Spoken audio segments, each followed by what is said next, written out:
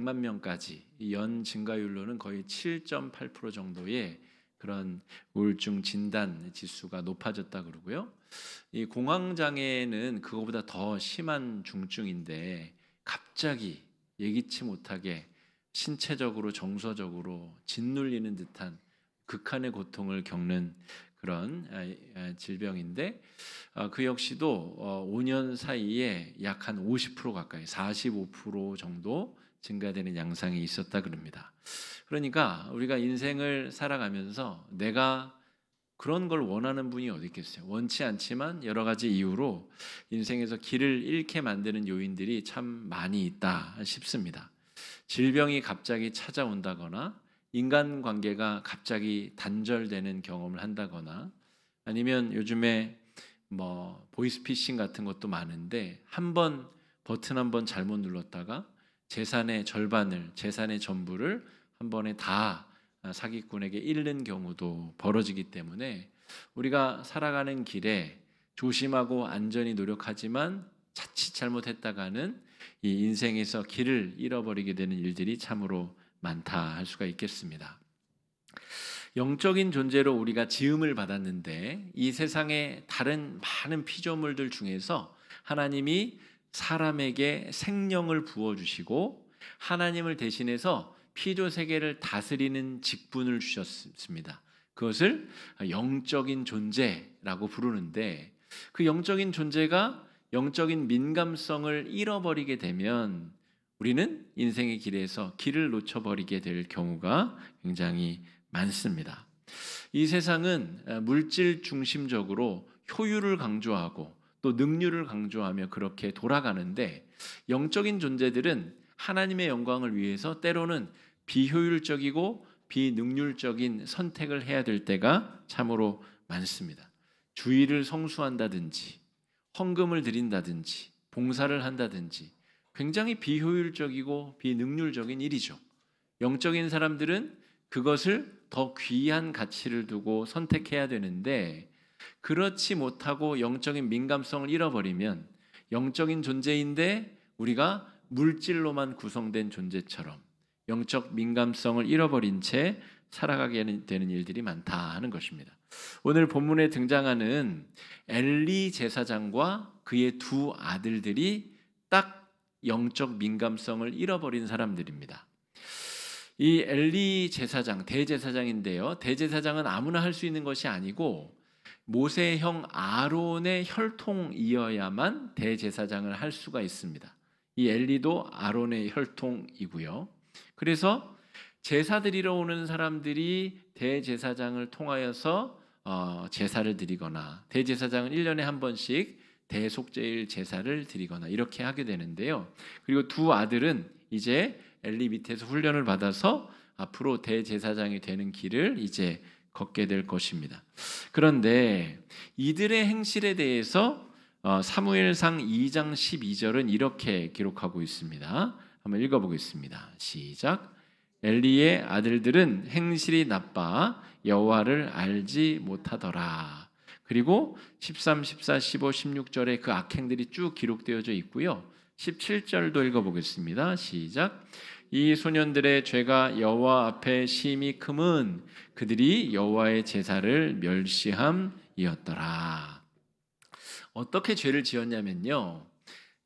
아버지가 대제사장이고 홈리와 비느하스 이 두 아들이 제사장들인데 이제 제사를 드리기 위해서 제물을 백성들이 가지고 오잖아요. 그러면 그 제물에 이제 제물을 죽이고 제물에 피를 쏟고 각을 뜨고 이제 그 중에서 제사의 종류에 따라서 어떤 제사는 이제 뭐 많은 부분을 불태우기도 하고 또 어떤 제사는 기름만 살짝 걷어내서 하나님 앞에 태우고 나머지 고기를 다 제사장과 백성들이 나눠 먹는 그런 제사도 있습니다. 그런데 이 못된 자들이 하나님 앞에 드려진 제사 제물 중에서 하나님께 먼저 제사를 드리고 나머지 제사장의 몫을 가져가야 되는데 제사도 드리기 전에 야 우리 날고기가 먹고 싶어 우리 고기 구워 먹고 싶으니까 제사 드리기 전에 우리 몫의 고기를 내놔 이렇게 요구를 했다는 겁니다.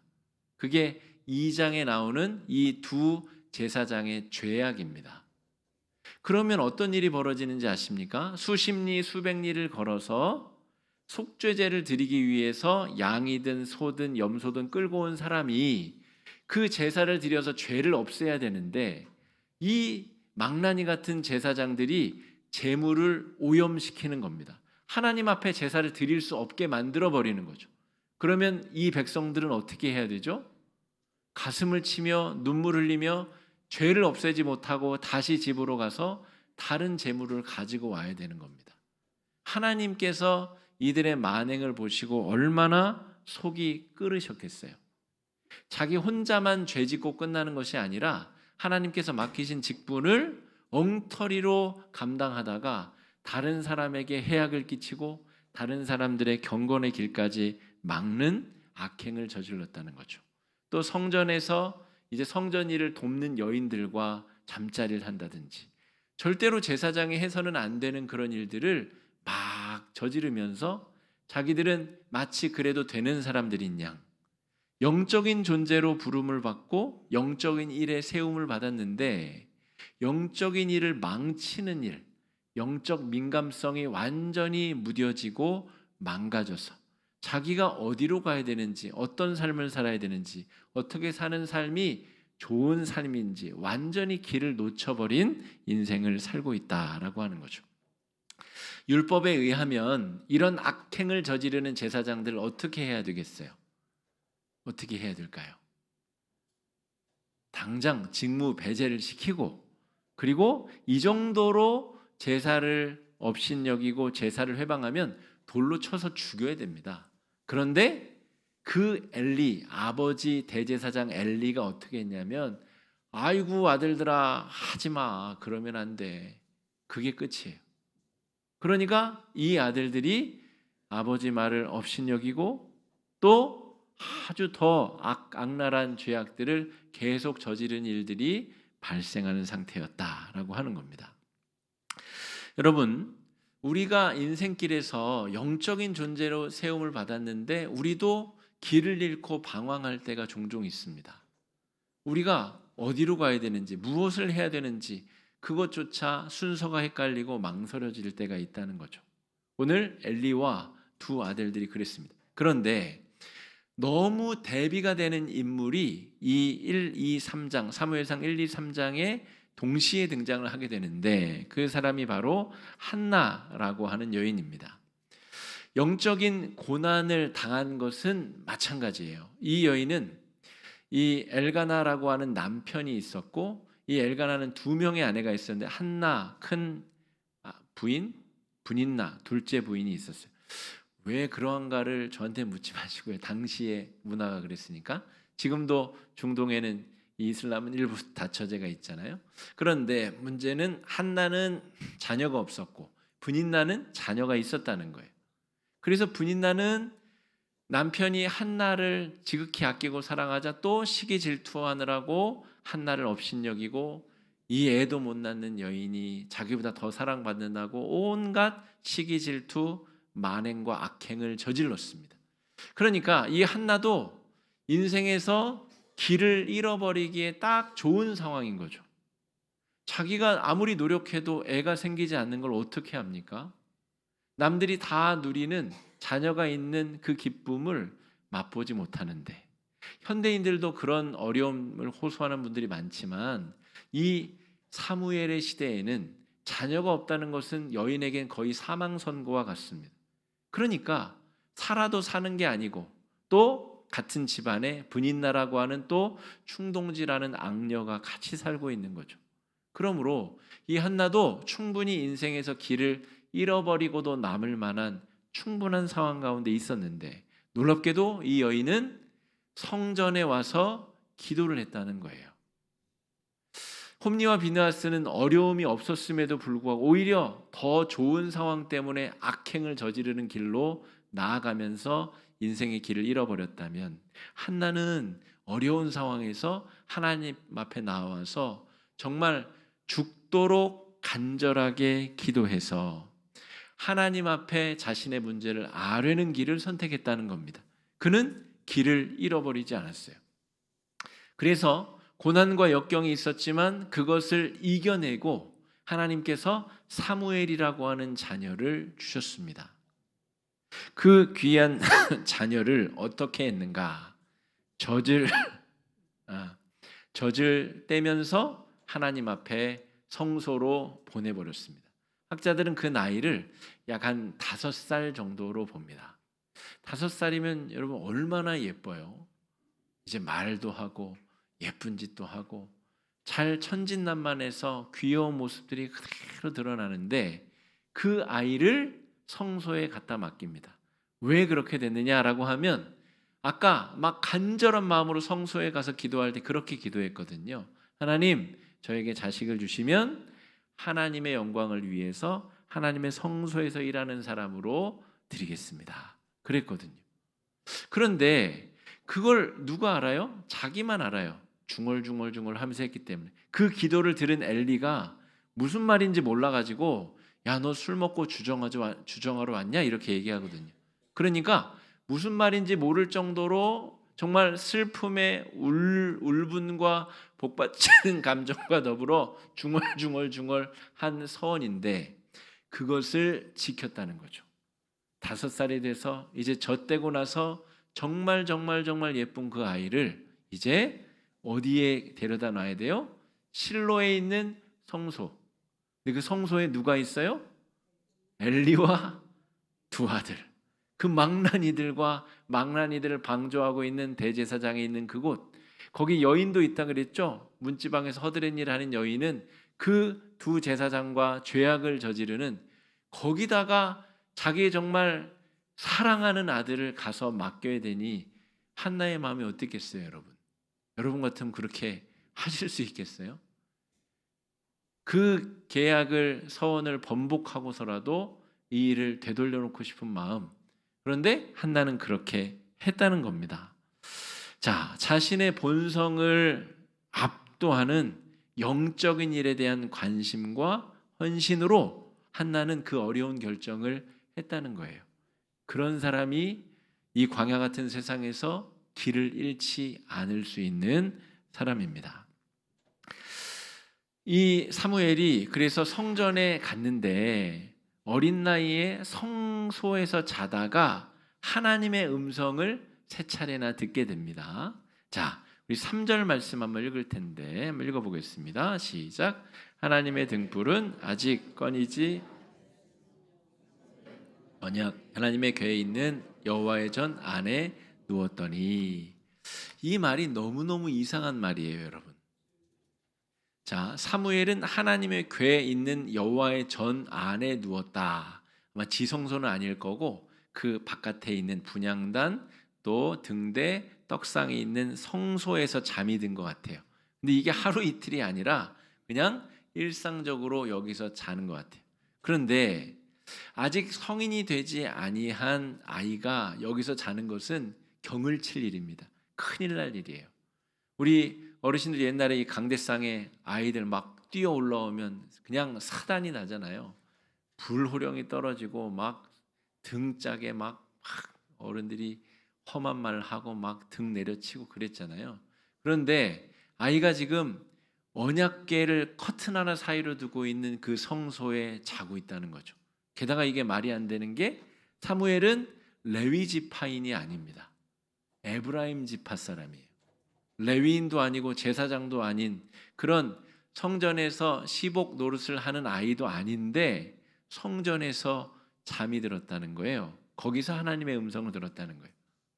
원래 성소를 지켜야 하는 역할은 제사장 홈니와 비느하스가 해야 됩니다.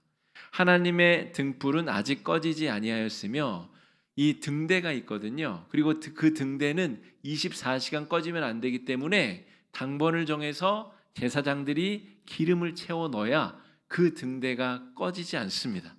그런데 그 등불이 꺼지지 않았는데 그 등대를 지키는 사람이 누구예요? 등불을 지키는 사람이 5살, 아니 5살은 아니고요. 학자들에 의하면 부르심을 받았을 사무엘의 나이가 12살 정도 되었다. 이렇게 생각합니다. 정확한 기록은 없어요.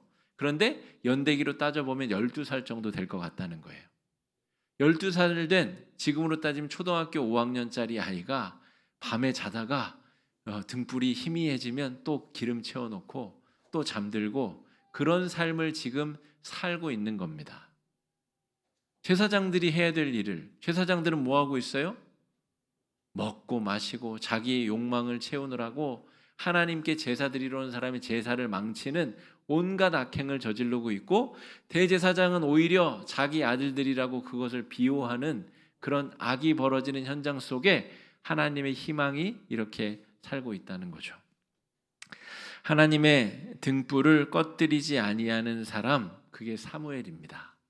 여러분, 우리가 인생의 길에서 길을 잃지 않기 위해서 반드시 해야 될 일은 하나님의 등불이 꺼지지 않도록 늘 관심을 가지고 하나님의 등불에 하나님의 거룩한 역사가 드러남을 바라보며 소중히 여기고 기름을 채우고 그것을 바라보고 지키고 있는 자들에게 하나님의 음성이 들린다라고 하는 겁니다. 성소의 이 등불은 여러 가지 의미로 해석이 가능한데요. 삼위일체 하나님의 관점에서 생각해 보면 이 성전 안에 들어가자마자 왼쪽 편에 있는 이 등대는 광야에서 이스라엘 백성들을 이끌었었던 불기둥으로 상징할 수 있습니다. 우리의 인생길이 마치 광야길 같지 않습니까? 하나님께서 이끌어주지 않으시면, 하나님께서 보호해주지 않으시면, 만나와 메추라기를 보내주시지 않으시면 절대로 나 혼자 살 수 없는 곳, 인생이 광야길을 걷는 것과 같은데 하나님께서 광야를 걷는 이스라엘 백성들에게 불기둥과 구름기둥으로 이끄시고 인도하셨다는 겁니다. 신약의 예수님과 성령님으로도 비유할 수 있습니다. 예수님이 자기 자신을 나는 세상의 빛이다 라고 말씀하셨기 때문에 그 빛을 따라가는 성도들이 거듭난 하나님의 자녀로 설 수 있는 것이죠. 마가의 다락방의 120문도 위에 불이 갈라지는 혀처럼 임했다라고 되어 있는데, 성령의 임재를 오늘 이 사무엘이 지키고 있는 거룩한 성소의 등잔불이다, 이렇게 상징으로 우리가 이해할 수 있습니다. 광야 같은 세상에서 빛으로 인도하시는 삼위일체 하나님의 상징이 오늘 사무엘이 지키고 있는 등잔대요, 그 등잔대가 꺼지지 아니하도록 기름을 부었더니 오늘 3절 말씀에 하나님의 등불은 아직 꺼지지 아니하였다. 하나님께서 엘리와 두 아들들에게 지극히 실망하셨으나 이 어린 사무엘이 자라나서 엘리의 역할을 대신하여 하나님의 백성 사사로스의 역할을 잘 감당할 수 있을 때까지 하나님께서 지금 기다리고 계신 중이다 하는 겁니다. 그 기다림의 시간은 엘리와 두 자녀들에게는 회개하기에 충분한 시간임에도 불구하고 이들이 다시 그 영적인 민감성으로 돌아오지 못하고 있습니다. 자, 출애굽기 13장 21절 말씀 한번 읽어보겠습니다. 앞쪽에 화면을 보시고 한번 읽어보겠습니다. 여호와께서 그들 앞에서 가시며 낮에는 구름 기둥으로 밤에는 불기둥을 그들에게 비추사 낮이나 밤이나 진행하게 하시니. 광야 같은 정말 척박하고 사리 분별이 어려운 곳에서 하나님의 말씀의 인도, 빛 대신 예수님의 조명, 나를 따르라 부르시는 예수님의 명령을 따라 걷는 삶, 성령의 그 소근소근 말씀해 주시는 우리를 이끌어 주시는 말씀에 따라서 우리가 청종하며 나아갈 때 아무리 척박한 상황에서도 한나가 처한 것처럼 정말 미치고 팔짝 뛸 것 같은, 자신의 노력으로 극복할 수 없는 그런 절망적 상황에서도 하나님의 빛을 따라 믿음의 길을 잃지 않고 나아갈 수 있습니다. 요한복음 8장 12절 말씀도 한번 읽어보겠습니다. 시작. 예수께서 또 말씀하여 이르시되 나는 세상의 빛이니 나를 따르는 자는 어둠에 다니지 아니하고 생명의 빛을 얻으리라. 그러므로 여러분, 돈이 많아서 길을 잃지 않는 것이 아닙니다. 내가 인간관계를 잘했다고 해서 길을 잃어버리지 않는 것이 아니라는 거죠. 오직 예수 안에 생명의 빛을 발견할 수 있고 그 안에 우리가 가야 될 길을 발견할 수 있습니다. 하나님의 권능과 인도함을 믿으며 성소 등잔에 기름을 채우는 마음이 바로 사무엘의 마음입니다. 또 하나님께서 주셨으니 하나님께 믿음으로 맡기는 한나의 마음이 바로 이 하나님의 권능과 인도함을 믿는 마음이라고 볼 수 있습니다. 그런 사람은 광야 같은 인생길에서 길을 잃지 않을 수 있습니다. 사무엘에게 하나님께서 첫 번째 주신 메시지의 내용이 무엇이냐? 하나님께서 하나님의 종 사무엘을 부르셔서 그 입에 담아주신 예언의 말씀은 엘리 가문의 철저한 멸망 예언입니다. 길을 잃어버리고 방황하다가 그냥 끝나는 것이 아니라는 거죠.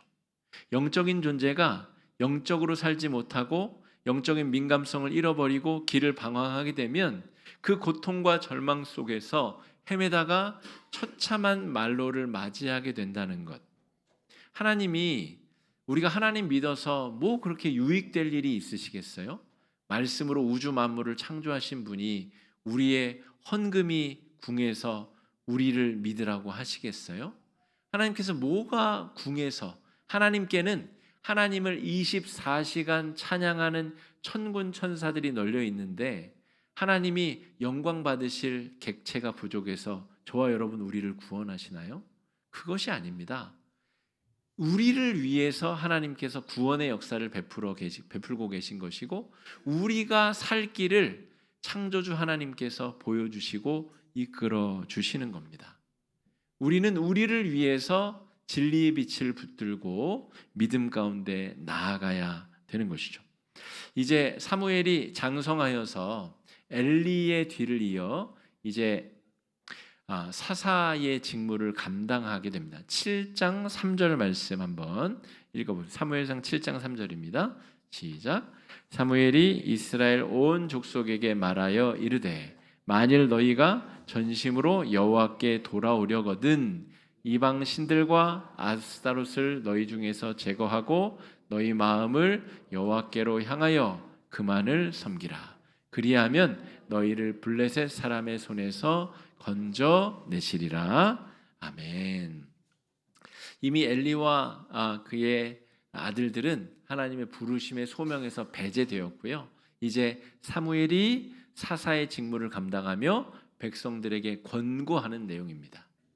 여러분이 인생 길에서 방황하지 않으려면 철저히 하나님만 믿고 따라야 됩니다. 여러분, 우리가 인생에서 길을 놓쳐버릴 때가 있잖아요. 우리 목요일날 하는 이수다 모임에서는 제가 어떤 다른 툴을 가지고 그런 이야기를 하고 있는데요. 오늘 이 사무엘상 3장에서 이야기하는 성경에서 이야기하는 인생의 길에서 우리가 길을 잃지 아니하는 중요한 길은 사무엘이 그랬듯이 한나가 그랬듯이 성소에 있는 겁니다. 성소. 하나님의 성소에서 기도하고 하나님의 성소에서 기름을 채우고 하나님의 영광을 위해서 있는 것. 내가 영적으로 방황하고 갈등하고 길을 잃어버리게 되면 성도님들은 가장 먼저 기억하실 것은 예배 생활을 회복하고 성전의 자리를 지키는 것을 회복하셔야 됩니다. 다른 어떤 여러 가지 방법들이 중요한 게 아니라 일주일에 한 번 하나님 앞에 서는 행위, 굉장히 비능률적, 비효율적인 행동이지만 이 행동을 통해서 우리의 영혼이 영적인 존재로 내가 지음을 받았고 하나님 앞에 영적으로 새로워진 존재로 거듭났음을 우리가 다시 한번 깨닫고 다시 한번 방향을 새로 다잡게 된다는 것입니다. 여러분, 우리는 그런 존재들로 부름을 받았습니다. 하나님의 거룩한 피조물로 지음을 받았고 하나님의 거룩한 숨, 그 호흡이 우리 안에 들어갔기 때문에 우리는 이 세상에 물질과 같은 존재가 아니라 영적인 존재로 부름을 받았다는 거죠. 본능과 욕망에 충실한 삶, 우리 엘리와 두 아들의 삶이 그랬죠. 하고 싶은 대로, 먹고 싶은 대로, 그게 하나님께 바쳐질 재물이든 뭐든 내 배고픈 내 미각을 채울 만한 음식을 얻기 위해서 그 모든 것들을 다 무시하고 더럽혔습니다.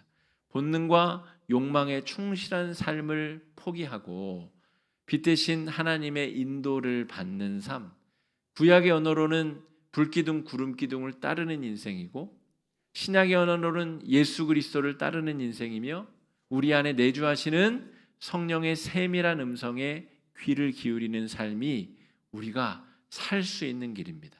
가치 있고 의미 있고 부르신 그대로 살 수 있는 길이라는 것을 잘 기억해야 되겠습니다. 성소 등잔 기름을 채우듯이 성령의 인도하심에 민감한 여러분 되시기를 주님의 이름으로 축복합니다. 광야 같은 세상 속에서 영적인 길을 잃지 아니하고 은혜 안에서 또 만족과 기쁨을 누리는 한 주가 되시기를 주의 이름으로 축복합니다.